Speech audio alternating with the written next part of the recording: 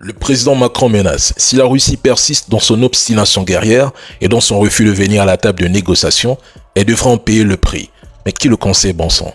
Macron menace la Russie alors qu'il n'a même pas de gouvernement, aucun budget, une armée affaiblie, une économie à terre, une inflation qui écrase les ménages, des agriculteurs en colère, des services publics à bout de souffle, des milliers d'entreprises qui ferment et un pays qui ne croit plus en sa parole.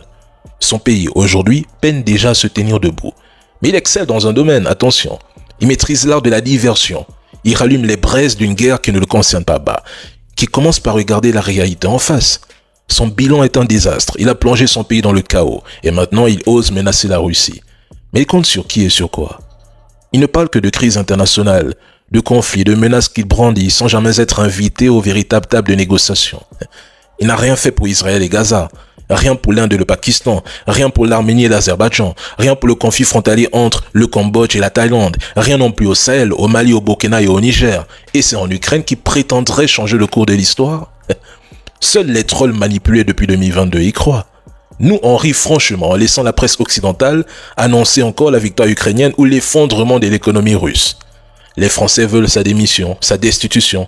8 premiers ministres, crise politique, sociale, économique et énergétique, mais qu'il quitte sa fonction avec le peu de dignité qui lui reste, qu'il démissionne, au lieu de menacer la Russie qui est devenue la 4e puissance économique mondiale en termes de parité de pouvoir d'achat, selon le rapport 2025 du FMI. Quand même, qui le conseille?